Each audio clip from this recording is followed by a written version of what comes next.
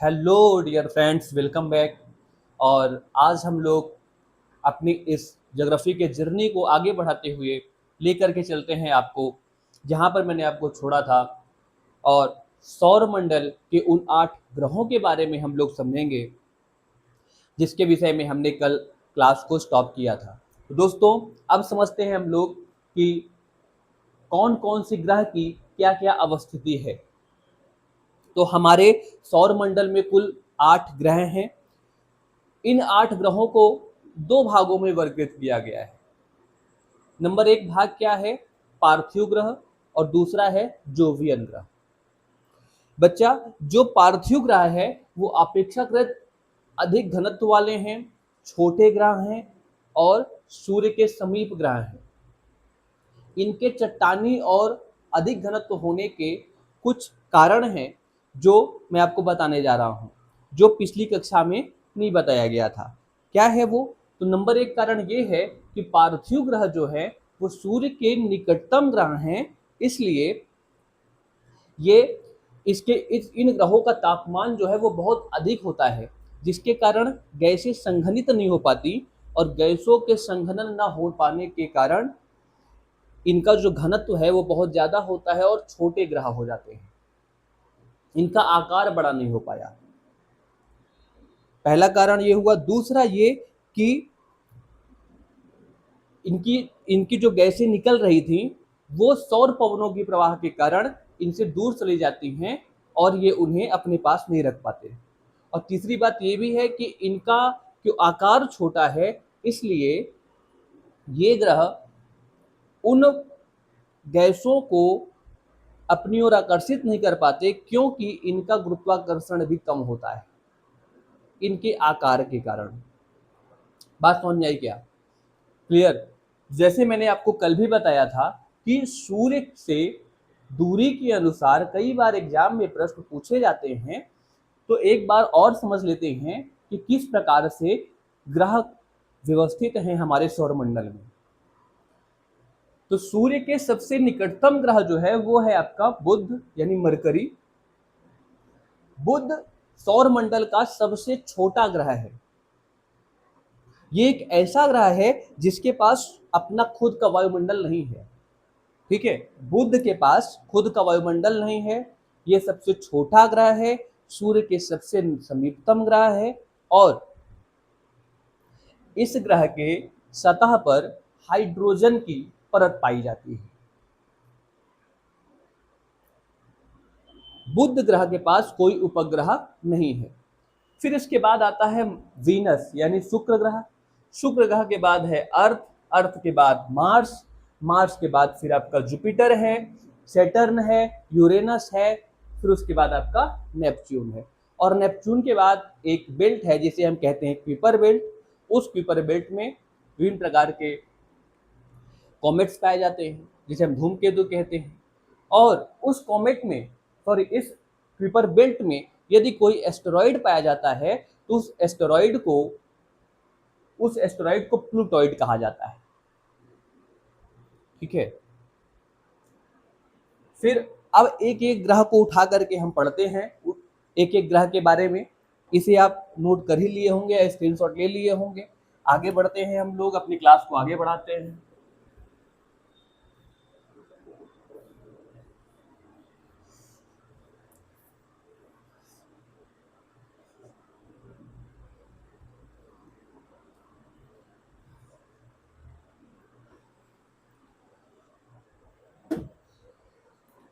देखिए, सबसे जो पहला ग्रह जो हम पढ़ने जा रहे हैं वो है बुध। क्या है? बुध, मरकरी। बुध के बारे में जो सबसे इंपॉर्टेंट फैक्ट है वो क्या है? वो ये है कि बुध जो है वो सूर्य का सबसे समीपतम ग्रह है। सूर्य का समीपतम ग्रह, समीपतम ग्रह है, पहली बात। दूसरी बात क्या है? यह सौरमंडल का सबसे छोटा ग्रह है। सबसे छोटा ग्रह है। ध्यान दीजिएगा, अभी मैंने आपको बताया कि पार्थिव ग्रह जो हैं उनका घनत्व अधिक है और वह छोटे ग्रह हैं। ठीक है, और पार्थिव ग्रह क्या है? बुध भी एक पार्थिव ग्रह है। ठीक है, बुध भी एक पार्थिव ग्रह है और यह सन से सूर्य के सबसे समीपतम ग्रह है। और सूर्य के समीप होने के कारण, सूर्य के समीप होने के कारण इससे जो गैस का छल्ला निकला था जब बिग बैंग हुआ था, जिससे सन बना था, ठीक है, और उसके आसपास विभिन्न प्रकार के ग्रहों का निर्माण हुआ, तो क्योंकि ये सब सन के सबसे करीबी था, इसलिए यहाँ का तापमान इतना अधिक था कि बहुत बड़ा आकार इसका नहीं हो पाया, बहुत भारी मात्रा में गैसें संघनित नहीं हो पाई, इसलिए यह छोटा रह गया आकार में और इसका घनत्व तो बहुत ज्यादा हो गया और चट्टानी तो है ही है। ठीक है, तो क्या है, सबसे छोटा ग्रह है। फिर तीसरी बात ये, क्योंकि ये सूर्य के सबसे समीप है इसलिए इसका कोई उपग्रह भी नहीं है, कोई उपग्रह नहीं। उपग्रह न होने का क्या कारण है भाई? उपग्रह न होने का कारण भी वही है कि सोलर विंड गैसों को बहा ले जा रही है, और जब सोलर विंड गैसों को बहा ले जाएंगी तो उसका संघनन नहीं होगा, और संघनन होगा नहीं तो कोई पिंड नहीं बनेगा, और जब कोई पिंड नहीं बनेगा तो उसका उपग्रह कैसे बन सकता है मरकरी का? नहीं बनेगा ना। और तीसरी चीज ये भी है कि ये सूर्य के सबसे निकटतम है, इसलिए यहां पर क्या पाई जाती है? हाइड्रोजन की परतें पाई जाती हैं। हाइड्रोजन की परतें कहाँ पाई जाती हैं? इसकी सतह पर, बुध के सतह पर, यानी बुध ग्रह के सतह पर हाइड्रोजन की परतें पाई जाती हैं। यहाँ तक कोई दिक्कत नहीं ना? तो क्या है भाई, बुध जो है, अगर कोई आपसे एग्जाम में कई बार क्वेश्चन पूछा जाता है ऐसा कि सबसे समीपतम, ऐसे पूछेगा सूर्य के समीपतम ग्रह कौन है, तो वो क्या होगा? बुध। ठीक है, फिर सौर मंडल का सबसे छोटा ग्रह कौन है, तो वो बुध है, और इसका कोई उपग्रह नहीं, ये भी ध्यान रखना है कि बुध ग्रह का कोई उपग्रह नहीं है, और यहाँ पर हाइड्रोजन की परतें पाई जाती हैं इसके सतह पर। क्लियर? आइए चलते हैं अगले ग्रह की ओर, इसका स्क्रीनशॉट आप ले लीजिए। फिर चलते हैं हम लोग सेकेंड ग्रह जो हमने पढ़ा था, दूसरा, दूरी के अनुसार हम चल रहे हैं सन से, तो सूर्य से दूरी के अनुसार हम ग्रह पढ़ रहे हैं। पहला ग्रह पढ़ा क्या? बुध। इसके बाद क्या था? शुक्र था ना, शुक्र था ना, वीनस। यदि हम शुक्र की बात करते हैं तो शुक्र ग्रह जो है इसका आकार लगभग पृथ्वी के आकार के समान। कैसा? तो शुक्र का जो आकार है, आकार लगभग पृथ्वी जैसा है। पहली बात, आकार कैसा है? लगभग पृथ्वी के समान है, इसलिए लिख देते हैं पृथ्वी के समान है, इसलिए इस ग्रह को पृथ्वी की बहन, पृथ्वी की बहन कहते हैं, यानी इसे क्या कहा जाता है? सिस्टर प्लैनेट, इसे सिस्टर प्लैनेट कहते हैं। ठीक है, बात समझ में आई क्या? पहला क्या बताया? पहला पॉइंट शुक्र ग्रह का क्या है कि भाई यह आकार में पृथ्वी ग्रह के समान है और इसीलिए इसे सिस्टर प्लैनेट कहते हैं, पृथ्वी के की बहन भी कहा जाता है। पहला ये। दूसरा ये कि भाई ये जो शुक्र है ना, ये पृथ्वी के सबसे निकटतम, पृथ्वी के निकटतम ग्रह है, निकटतम ग्रह। सबसे निकटतम ग्रह कोई है, अगर पृथ्वी से सबसे नजदीक ग्रह कोई है तो वो शुक्र है भाई। ये सन रहा, ये आपका बुध है, शुक्र है, ये पृथ्वी है, तो पृथ्वी से सबसे नजदीक कोई ग्रह है तो क्या है? शुक्र है। और इस शुक्र को क्या कहते हैं? पृथ्वी की बहन कहते हैं, सिस्टर प्लैनेट कहा जाता है। ठीक है, शुक्र को शाम या भोर का तारा भी कहते हैं, भोर का तारा भी कहते हैं, ये भी ध्यान दीजिए। शुक्र को शाम या भोर का तारा भी कहते हैं। ठीक है, फिर इसका जो यदि बात करें तो इसके पास सबसे अधिक कार्बन डाइऑक्साइड भी है। शुक्र के सतह पर या शुक्र में सबसे ज़्यादा कार्बन डाइऑक्साइड पाए जाने के कारण या कार्बन डाइऑक्साइड की अधिकता के कारण यहाँ का जो तापमान है वो भी क्या होता है, अधिक होता है। तापमान भी बहुत अधिक होता है। ठीक है, तापमान अधिक होता है और शुक्र ग्रह के पास, शुक्र ग्रह में अधिक एल्बिडो होने के कारण, अधिक एल्बिडो होने के कारण यहाँ पर अधिक, यह सबसे ज्यादा चमकदार ग्रह भी कहा जाता है। यह क्या है, सबसे ज्यादा चमकदार ग्रह है। ठीक है, तो शुक्र ग्रह की ये कुछ बातें हैं जो आपके सामने लिखी हुई हैं, इसे आप ध्यान दें। ठीक है, और शुक्र ग्रह के पास कोई उपग्रह भी नहीं है, ये भी ध्यान दीजिएगा, कोई उपग्रह नहीं है। बात समझ में आई क्या? क्या कहा हमने शुक्र ग्रह के बारे में? तो आकार में ये लगभग पृथ्वी के समान है, इसलिए इसे सिस्टर प्लैनेट कहा जाता है या पृथ्वी की बहन कहा जाता है। दूसरी बात ये कि इसे शाम या भोर का तारा भी कहते हैं। और यही नहीं बल्कि यह पृथ्वी के सबसे निकटतम ग्रह है और यहाँ पर कार्बन डाइऑक्साइड की अधिकता के कारण, क्योंकि यहाँ कार्बन डाइऑक्साइड अधिक है, अतः यहाँ का तापमान भी बहुत ज़्यादा होता है। ठीक है ना, सर्वाधिक तापमान वीनस का होता है, शुक्र का होता है। यही नहीं बल्कि इस ग्रह में सर्वाधिक एल्बिडो होने के कारण यह चमकदार ग्रह होता है। ठीक है, सर्वाधिक चमकदार ग्रह होता है। ये बात हुई वीनस की या शुक्र की। ठीक है, तो इसे क्या कह सकते हैं भाई, सिस्टर प्लैनेट, याद रखिएगा, ये सिस्टर प्लैनेट कहते हैं। स्क्रीनशॉट ले लीजिए, आगे बढ़ते हैं हम लोग।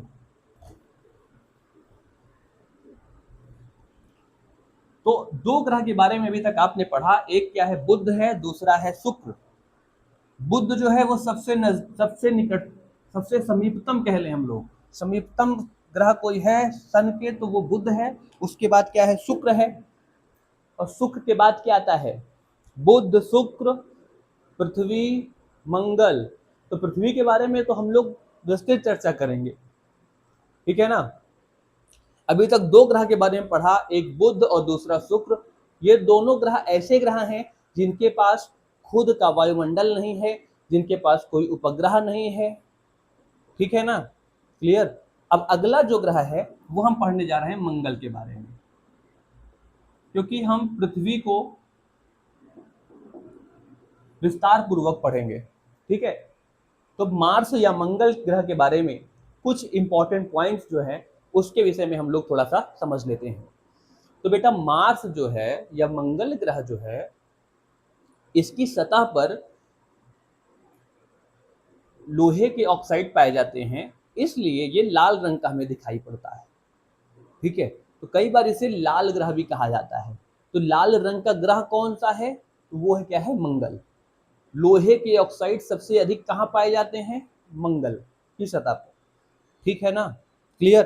तो पहली बात क्या हुई भाई कि मंगल में, तो मंगल की सतह पर, मंगल ग्रह की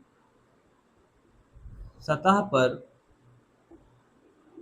सर्वाधिक या सतह पर हाँ, लोहे के ऑक्साइड की अधिकता के कारण, लोहे के ऑक्साइड की अधिकता के कारण यह लाल रंग का दिखाई पड़ता है, लाल रंग का होता है, कह दो लाल रंग का होता। ठीक है, इसे लाल ग्रह भी कई बार कहा जाता है, इसे मंगल ग्रह को। ठीक है ना, मंगल ग्रह को कई बार क्या कहा जाता है, लाल ग्रह भी कहा जाता है। और बच्चा ये जो ग्रह है ना मंगल ग्रह, इसका अक्षीय जो झुकाव है वो लगभग पृथ्वी के समान है। ठीक है, इसका अक्षीय झुकाव जो है वो लगभग पृथ्वी के समान है। यानी पृथ्वी का अक्षीय झुकाव कितना है, 23.5 डिग्री। जो हम अर्थ पढ़ेंगे तो वहां समझेंगे कि 23.5 डिग्री इधर है, इधर से और इधर से कितना है, इधर से है लगभग 66.5 डिग्री, है ना, 66.5 डिग्री अर्थ से इसका झुकाव, और ये अक्षीय झुकाव 23.5 डिग्री माना जाता है। दो झुकाव हैं। तो लगभग मार्स का भी पृथ्वी जैसा झुकाव, अक्षीय झुकाव है, इसलिए कई बार इसे अर्थ लाइक प्लैनेट कहते हैं। पृथ्वी सदृश ग्रह कहा जाता है मार्स को। ठीक है, क्या कहा हमने? मंगल ग्रह का, मंगल, बार बार क्या लिखें, इसका अक्षीय झुकाव, अक्षीय झुकाव पृथ्वी के लगभग समान है, समान है, अतः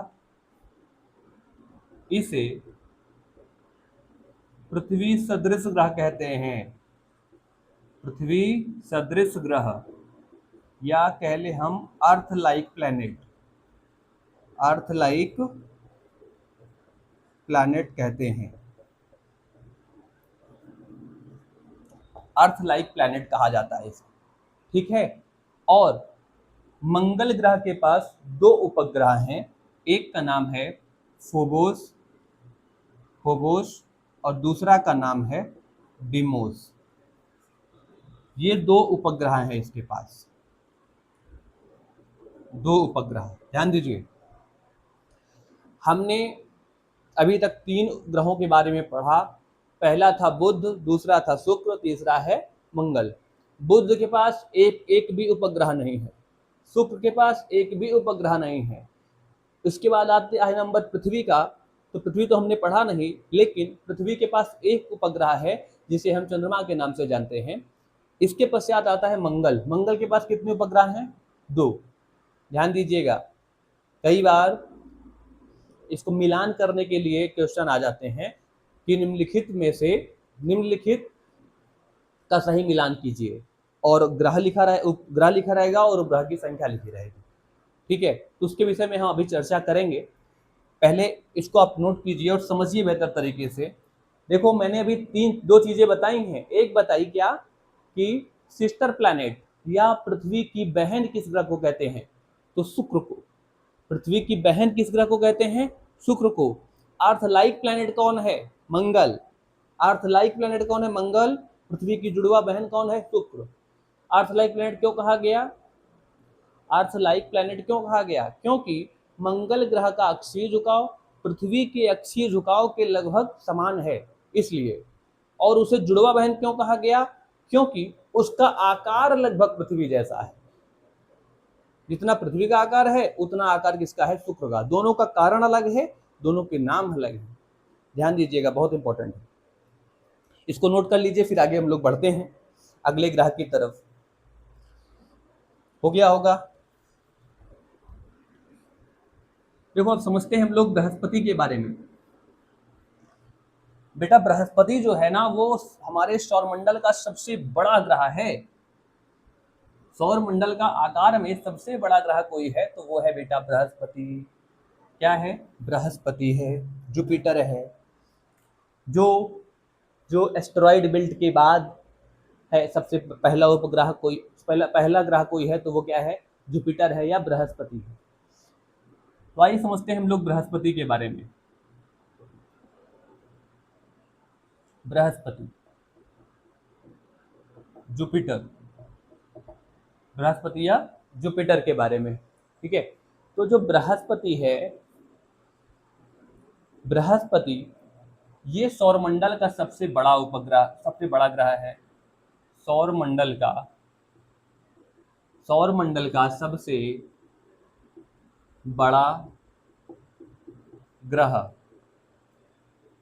ग्रह है। पहली बात, सबसे बड़ा ग्रह है कौन? बृहस्पति। ठीक है, जुपिटर दिख रहा है या नहीं? 1 मिनट रुकिए तो। ठीक है,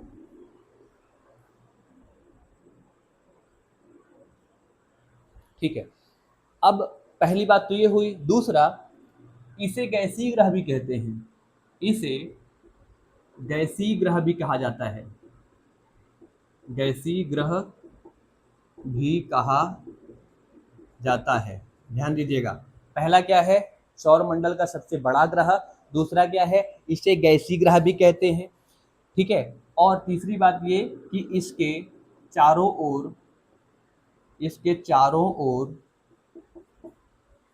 सिलिका और बर्फ के सिलिका और बर्फ के सिलिका और बर्फ के बड़े वलय प्राप्त होते हैं, बड़े वलय प्राप्त होते हैं, वलय प्राप्त होते हैं। पहली बात क्या है, सौरमंडल का सबसे बड़ा ग्रह है। दूसरा क्या है कि इसे गैसीय ग्रह भी कहते हैं। और तीसरी बात ये है कि इसके चारों ओर सिलिका और बर्फ के बने वलय प्राप्त होते हैं। ठीक है, वलय प्राप्त होते हैं। बात समझ में आई क्या? ठीक है, ठीक है। और इसके यही नहीं बल्कि इसके इस ग्रह में हम कहते हैं बृहस्पति में, बृहस्पति से रेडियो तरंगे निकलती हैं, रेडियो तरंगे तरंगे निकलती हैं, निकलती हैं। बृहस्पति से रेडियो तरंगे निकलती हैं, इसलिए इसे तारा सदृश ग्रह भी कहते हैं। तारा सदृश ग्रह या स्टार लाइक प्लैनेट कह लो, स्टार लाइक प्लैनेट कहते हैं। ठीक है, स्टार लाइक प्लैनेट कहते हैं बृहस्पति को, क्योंकि इससे क्या होती है, इसे गैसीय ग्रह कहते हैं। इससे रेडियो तरंगे निकलती हैं, इसलिए इसे तारा सदृश ग्रह स्टार लाइक प्लैनेट कहते हैं। इसके चारों ओर सिलिका और बर्फ के बने वलय प्राप्त होते हैं। ठीक है ना, क्लियर? यहाँ तक कोई दिक्कत नहीं ना? अब इसके पास यदि बात करें, इसके पास कुल 95 उपग्रह हैं। कितने उपग्रह हैं? 95 उपग्रह। और इसका सबसे बड़ा उपग्रह जो टाइटन है, टाइटन है, ये सौरमंडल का, मैं लिख देता हूं, बृहस्पति का, बृहस्पति का सबसे बड़ा उपग्रह, सबसे बड़ा उपग्रह जिसे हम टाइटन कहते हैं, टाइटन कहते हैं, ये सौरमंडल का सबसे बड़ा उपग्रह है। सौरमंडल का सबसे बड़ा उपग्रह, बड़ा उपग्रह है। बात समझ में आई क्या? यानी कि बृहस्पति के पास कितने उपग्रह हैं? 95 उपग्रह हैं। और बृहस्पति का सबसे बड़ा जो उपग्रह है, जिसे हम टाइटन के नाम से जानते हैं, ये उपग्रह संपूर्ण सौरमंडल का सबसे बड़ा उपग्रह है। और वैज्ञानिकों के अनुसार जो बृहस्पति का एक उपग्रह है यूरोपा, क्या नाम है बेटा? एक उपग्रह है, यहां मैं लिख देता हूं यूरोपा। जो यूरोपा है, यहाँ पर इसमें भूमिगत बर्फ होने की संभावना है, भूमिगत बर्फ होने की संभावना है, जिससे वैज्ञानिक यह अनुमान लगा रहे हैं कि यह मानव अनुकूल दशाएं यहाँ निर्मित हो सकती हैं। दशाएं मिलने की संभावना, मिलने की संभावना बताई जा रही है। ठीक है, तो यूरोपा जो बृहस्पति का उपग्रह है, यहाँ पर वैज्ञानिकों का मानना है कि यहाँ पर भूमिगत बर्फ की होने की संभावना है, जिससे यह अनुमान लगाया जा रहा है कि यह मानव बस्ती के अनुकूल है यूरोपा। बात समझ में आई क्या? बृहस्पति के बारे में क्या क्या पढ़ा? बृहस्पति सौरमंडल का सबसे बड़ा उपग्रह है। इसके पास कुल सबसे बड़ा ग्रह है। इसके पास कुल 95 उपग्रह हैं। और इसके सबसे बड़े उपग्रह टाइटन को सौरमंडल का सबसे बड़ा उपग्रह कहा जाता है। वैज्ञानिकों के अनुसार इसका एक उपग्रह यूरोपा है, जिसमें भूमिगत रूप में बर्फ पाए जाने की संभावना है, जिससे वैज्ञानिक यह अनुमान लगा रहे हैं कि यहाँ पर यह मानव बस्ती के अनुकूल हो सकता है। क्लियर? और इसके चारों इसे गैसीय ग्रह भी कहा जाता है। और बृहस्पति से रेडियो तरंगे निकलती हैं, इसलिए इस ग्रह को स्टार लाइक प्लैनेट कहते हैं, तारा सदृश ग्रह कहते हैं। ध्यान दीजिएगा, पीछे से बिल्कुल चलता चले आ रहे हैं हम लोग। पहले क्या पढ़ा था? सिस्टर प्लैनेट, दूसरा क्या पढ़ा अर्थ लाइक प्लैनेट, तीसरा क्या पढ़ रहे हैं हम लोग स्टार लाइक प्लैनेट। तो कई बार फंसा देता है एग्जाम में कि स्टार लाइक प्लैनेट किसे कहते हैं, ये स्टार लाइक प्लैनेट क्या होता है, या मिलान कीजिए स्टार लाइक प्लैनेट के तारा सदृश ग्रह, पृथ्वी सदृश ग्रह, फिर उसके बाद पृथ्वी की बहन किसे कहते हैं, और धर दे देगा आपको शुक्र, पृथ्वी शुक्र बृहस्पति और मंगल। तो मिलान करना पड़ता है, बात समझ में आ रही है ना। तो इस प्रकार से क्वेश्चन भी कई बार एग्जाम में पूछे जाते हैं, इसको आप नोट कीजिए। बहुत बेहतर तरीके से हम लोग अगले ग्रह की तरफ बढ़ेंगे प्यारे बच्चा।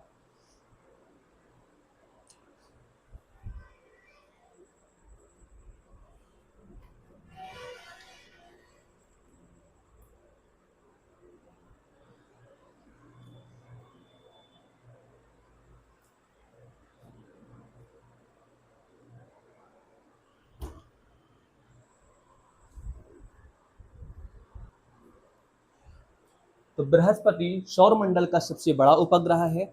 इसका सबसे बड़ा ग्रह गैनीमीड सौर मंडल का सबसे बड़ा उपग्रह है। ठीक है, फिर वो टाइटन बोल दिया था उसके लिए सॉरी, गैनीमीड सबसे बड़ा उपग्रह है। ठीक है, और फिर बताया था यूरोपा जो उपग्रह है वहां पे भूमिगत बर्फ मिलने की संभावना पाई जा रही है। क्लियर। अब हम लोग अगले ग्रह की तरफ चलते हैं। इसे आप लोगों ने नोट कर ही लिया होगा, इसे मैं इरेज कर देता हूं, फिर चलता हूं अगले ग्रह की तरफ। अब चलते हैं हम लोग समझते हैं शनि ग्रह के बारे में। शनि या सैटर्न बच्चा, जो शनि ग्रह है ना, यह नंगी आंखों से दिखाई देने वाला अंतिम ग्रह है शनि। इसके बाद हम और जो ग्रह हैं आपके शनि के बाद अरुण है, वरुण है ना, उनको हम नहीं देख सकते। तो सब अंतिम ग्रह नंगी आंखों से दिखाई देने वाला अंतिम ग्रह कौन है, शनि है। पहले ये समझो, नंगी आंखों से दिखाई देने वाला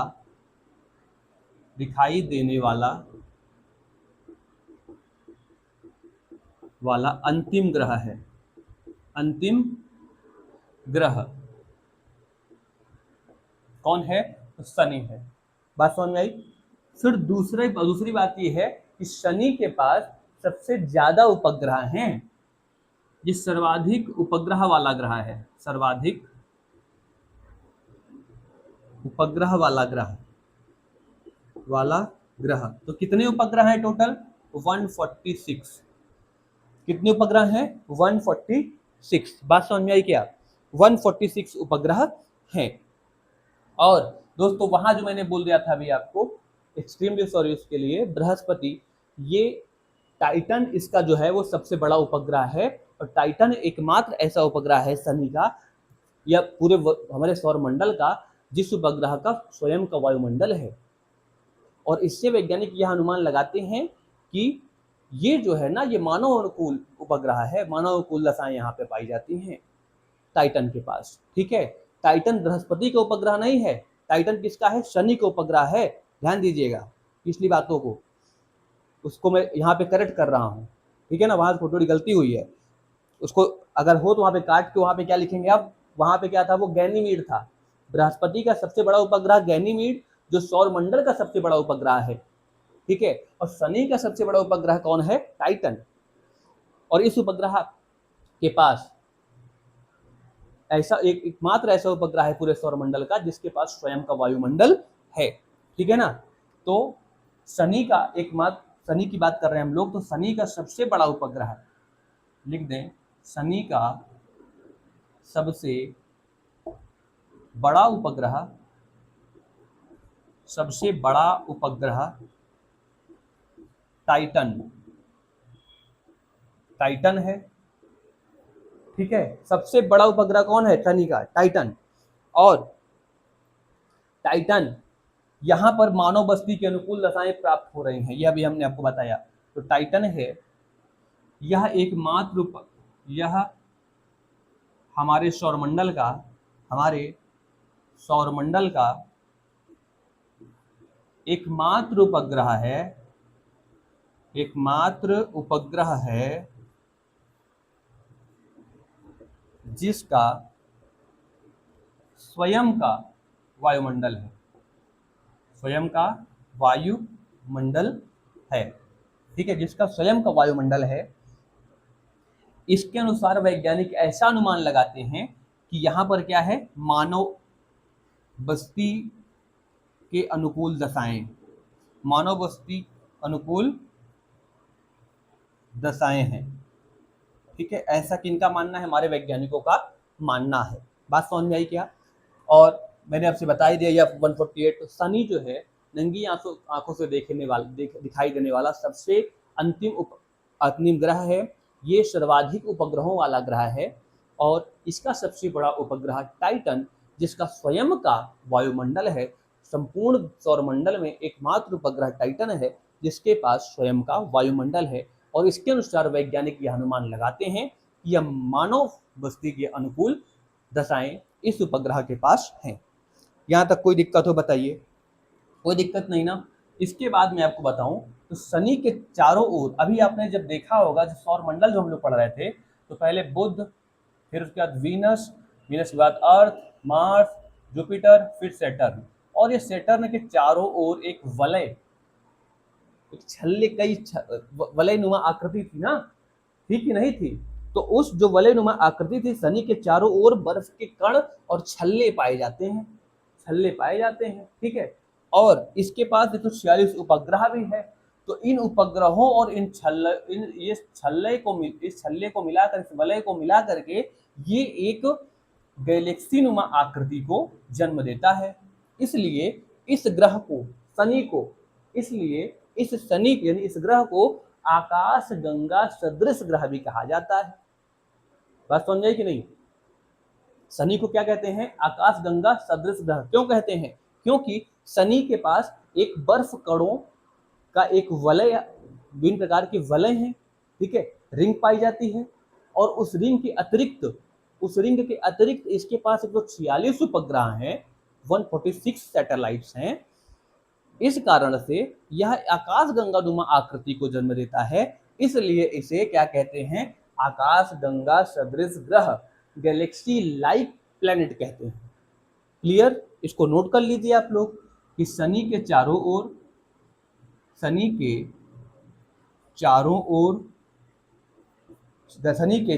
ओर बर्फ कणों के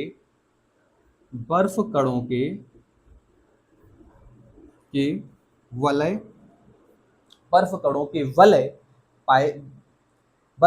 वलय पाए जाते हैं, बर्फ कणों के वलय पाए जाते हैं अपने छल्लों और समस्त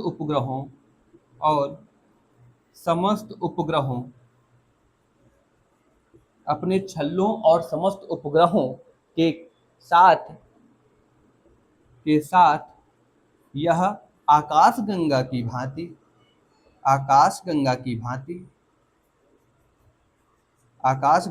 भांति प्रतीत होता है। इसलिए इसे आकाश गंगा सदृश ग्रह यानी गैलेक्सी लाइक प्लैनेट कहते हैं।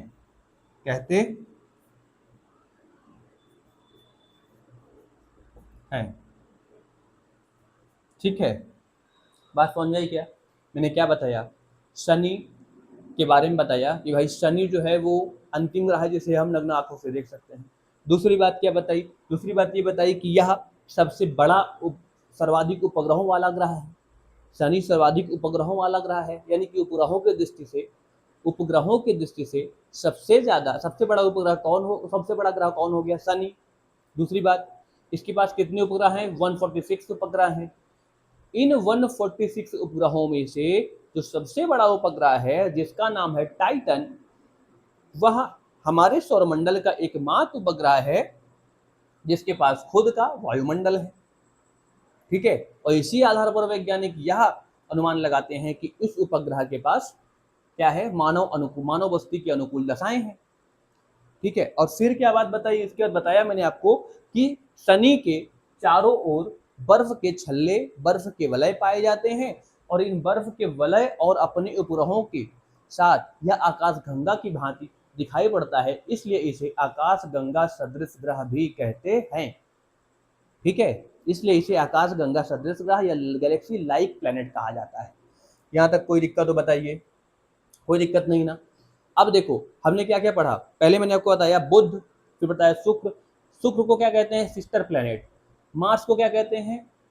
शुक्र को सिस्टर प्लैनेट कहते हैं, मार्स को अर्थ लाइक प्लैनेट कहते हैं। फिर आपका आ गया जुपिटर। जुपिटर को क्या कहते हैं? तो जुपिटर को कहते हैं स्टार लाइक प्लैनेट। और फिर आया सैटर्न। सैटर्न को कहते हैं गैलेक्सी लाइक प्लैनेट। यहाँ तक कोई दिक्कत हो तो बताइए? क्लियर ना? ऐसे ही चीजों को पढ़ते हुए चलेंगे, आगे बढ़ेंगे। इसे आप नोट कीजिए, फिर आगे बढ़ता हूं।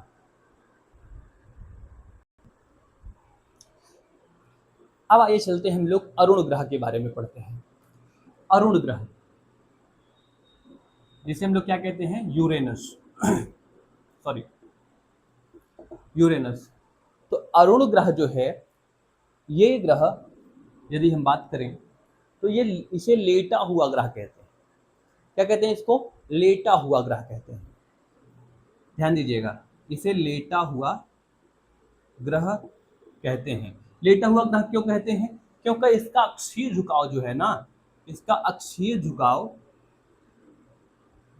सर्वाधिक है। क्या है? सर्वाधिक है, सबसे मतलब सबसे ज्यादा है। सर्वाधिक क्या कहें? अत्यधिक कह लो। इसका अक्षीय झुकाव अत्यधिक है, और यह हल्के हरे रंग का हरे रंग का ग्रह है। हल्का हरे रंग का, हल्का हरे रंग का ग्रह है, हल्के हरे रंग का ग्रह है। ठीक है, फिर मैंने बताया कि इसे लेटा हुआ ग्रह कहते हैं। क्यों? क्योंकि इसका अक्षीय झुकाव सब अत्यधिक है, और यह हल्के हरे रंग का ग्रह है। ठीक है, और मैं आपको बता दूं दोस्तों कि जो अरुण ग्रह है, नंबर 1 अरुण और दूसरा शुक्र। अरुण ग्रह और शुक्र ग्रह, ये दोनों ग्रह पूर्व से पश्चिम की ओर, पूर्व से पश्चिम की ओर घूर्णन करते हैं, और जो हमारी पृथ्वी है वो पश्चिम से पूर्व की ओर घूर्णन करती है। ध्यान दीजिएगा, जो हमारी अर्थ है, जो अर्थ है, ये कैसे घूर्णन करती है? पश्चिम से पूर्व की ओर, है ना? पश्चिम से पूर्व की ओर, और कैसे? पश्चिम से पूर्व की ओर। जबकि ये जो हमारा अरुण है, अरुण जो है वो पूर्व से पश्चिम की ओर घूर्णन करता है, पूर्व से पश्चिम की ओर घूर्णन करता है। ठीक है ना? ध्यान दीजिएगा, बात समझ में आ रही कि नहीं समझ में आई? जो हमारा अरुण है वो पूर्व से पश्चिम की ओर, अरुण ही नहीं बल्कि शुक्र भी, यानी क्या कह सकता हूं मैं? अरुण एवं शुक्र, ये दोनों, अरुण एवं शुक्र दोनों पूर्व से पश्चिम की ओर घूर्णन करते हैं, जिसके कारण यहां पर सूर्योदय पश्चिम की दिशा में होता है और सूर्यास्त पूर्व की दिशा में होता है। बात समझ में आई क्या? बात समझ में आई? कौन से ऐसे ग्रह हैं जहां पर सूर्योदय पश्चिम की दिशा में होता है? तो वो है आपका, एक है अरुण और दूसरा है शुक्र। एक है अरुण, दूसरा है शुक्र। दोनों को एक जगह इसलिए लिख रहे हैं ताकि आपको याद रहे। ठीक है ना? तो अरुण एवं शुक्र एक ऐसे ग्रह हैं जो क्या करते हैं? अरुण और शुक्र ग्रह पूर्व से पश्चिम घूर्णन करते हैं, पश्चिम घूर्णन करते हैं। ठीक है, पूर्व से पश्चिम घूर्णन करते हैं। क्लियर? अरुण और शुक्र। अब इनके पूर्व से पश्चिम घूर्णन करने का कारण क्या है? तो प्यारे बच्चों, अरुण और शुक्र पूर्व से पश्चिम की ओर घूर्णन करते हैं, और इनके पश्चिम से पूर्व की ओर घूर्णन करने का कारण है इनके निर्माण के समय बहुत भारी पिंड का इनसे टकरा जाना, भारी पिंड का इनसे टकरा जाना, जिसने इनकी दिशा को ही, मानी घूर्णन की दिशा को ही उत्क्रमित कर दिया, यानी बदल दिया। ठीक है, विपरीत कर दिया। बात समझ में आई क्या? इससे कोई दिक्कत नहीं ना? ठीक है, याद रखना अरुण और शुक्र ही हैं जो पूर्व से पश्चिम की ओर घूर्णन करते हैं, जिसके कारण यहाँ पर लिख लो, यहाँ पर जो सूर्योदय होता है, सूर्योदय पश्चिम की दिशा में होता है, नहीं भूल जाएगा सब, पश्चिम की दिशा में, और जो सूर्यास्त है बेटा, सूर्यास्त ये होता है पूर्व की दिशा में, पूर्व की दिशा में, ठीक है ना, पूर्व में सूर्यास्त होता है और पश्चिम में सूर्योदय होता है, अरुण और शुक्र में, ठीक है ना। अरुण कैसा ग्रह है, लेटा हुआ ग्रह है। क्यों लेटा हुआ है, क्योंकि इसका अक्षीय झुकाव अत्यधिक है। यहाँ तो कोई दिक्कत नहीं ना। अगला ग्रह जो है हमारा है वो है वरुण। क्या है, वरुण। इसको नोट कर लिया होगा आप लोगों ने, फिर हम लोग आगे बढ़ते हैं।